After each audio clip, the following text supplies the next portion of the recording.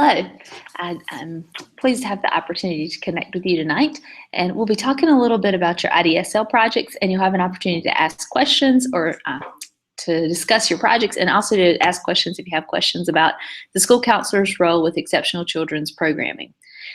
So tonight, or this evening, you have a couple of different ways, opportunities for connecting with this feed. Okay, the first is if you have a Gmail account, or if you log into Google, then you can certainly send me that. For your Google Plus account, you can send me your email address, and I will give you an invitation.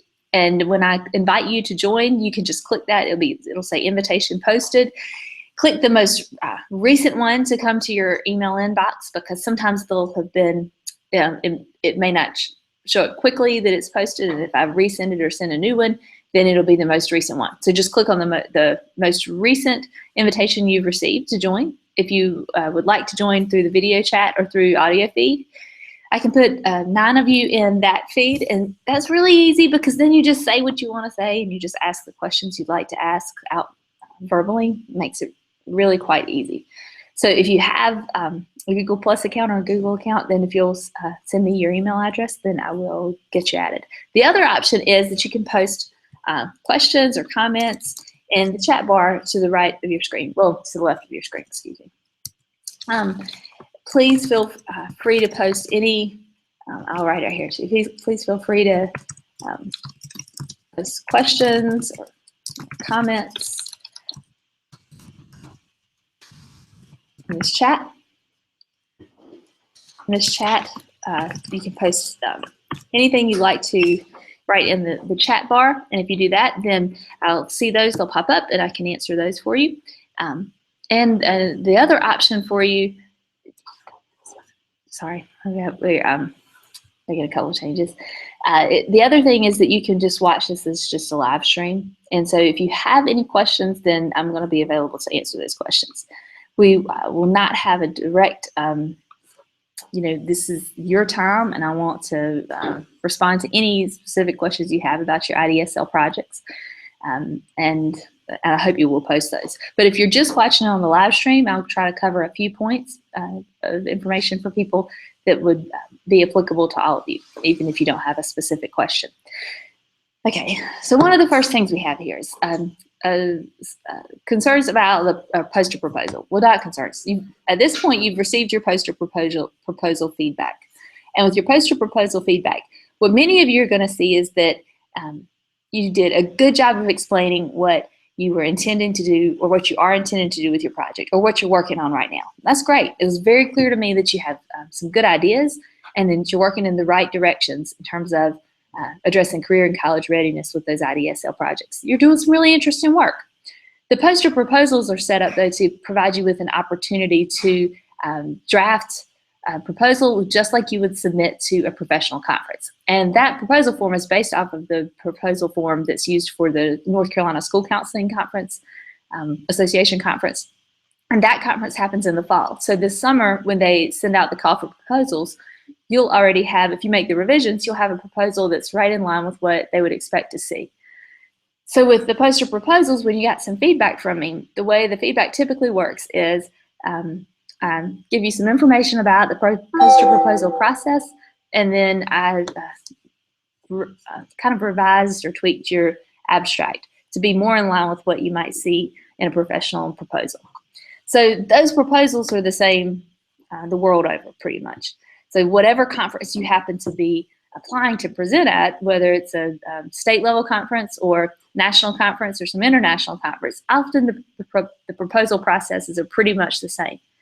What you'll find is that with state level conferences, a lot of times the proposals abstracts are a little smaller, just because they produce smaller booklets than what you might see. And sometimes, like at a national conference at ACA, the abstract might be about the same size as the abstract, word count wise, as the abstracts you did for this poster proposal, but you would have to provide an expanded rationale that's more like a kind of a small paper, So some of your higher level conferences, and by higher level I don't mean better, I just mean that would be getting a larger number of submissions. Those conferences are going to require more information to try to distinguish which proposals are the right ones.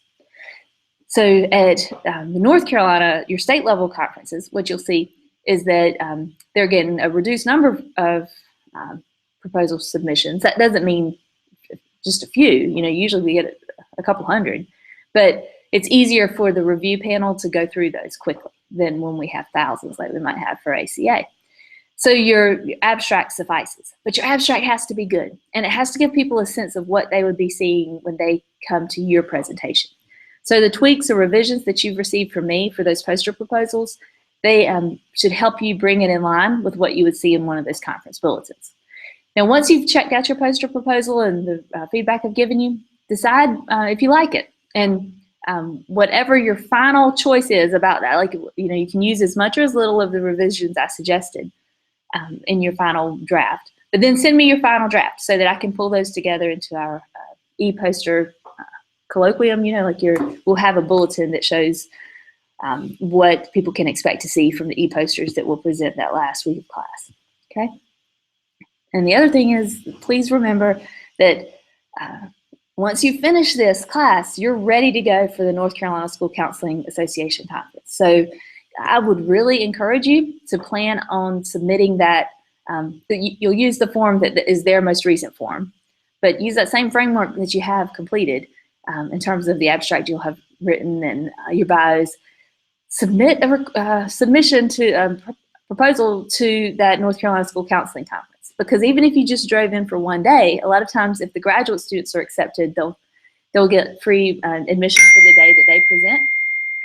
And you could drive in. It's in Greensboro, so it's pretty easy to drive in if you've got free registration. Then just drive in, do your presentation, and have a professional conference under your belt. And also have an opportunity to connect with other graduate students and with professionals across the state. There's a lot of good information. And you may find that it gives you a chance to talk to some counselors in schools and districts that you've been interested in but have had less contact with. Okay, so that's the first piece. With your lesson plans, you did a really good job with your lesson plans too. I was pleased by the interesting way you attacked your topics and the ideas you came up for in terms of extensions, like how you might start with these lessons and then extend those, in terms of how you might extend them across multiple classes with the same group of students, or just kind of to expand the learning. Some of you did the really neat thing of leaving some resources for these classroom teachers, to use later. That's neat. Some of you had some opportunities for the students to connect with their parents to talk about some of these topics you've covered. I think that's really great. Those extensions were logical and also pretty creative. I thought you did a very good job with those. And I hope that as you were able to deliver the lessons in person in the classrooms, that you found that they were pretty successful. One of the things we know is that lessons are good the first time, but lessons get great as they go along. There are a lot of opportunities to learn in your own teaching. So as you do a classroom guidance lesson, you'll see pieces that sounded really interesting to you as you were drafting them out, but then kind of fell flat with some of the kids. And then some other areas that seemed you thought were just going to be a little transition point that really the students wanted to spend more time on, and some thoughtful reflection questions there would be a really good way to go deeper with the class. So keep tweaking your lessons and plan on using them. Your colleagues designed really good lessons, and I would encourage you to download all of those from that black section of that discussion board in Blackboard. You should download those lessons and see how you might be able to use them as you go along. And it's also clear that some of you have connected with Pinterest, and there are certainly a lot of resources around lesson planning on Pinterest too. I think that is pretty well it for what we're going to. I think that's pretty well. I think that's pretty well it for what I had hoped to be able to cover with you directly. If you have other questions, please feel free to post those, or if you would, if you feel like it would be helpful to just email them separately, that's fine too. All right, let's give it just a second. I'm not seeing any additional questions pop up right now, so I think we may have come to the end of our time for discussion tonight. but I will touch base with you again. And like I said, if you have other questions, you can certainly post them in the coffee house or contact me directly too. I'm excited about the projects you're doing. I think there's some interesting work underway, and I hope you feel like you're getting a lot out of that too. Thank you.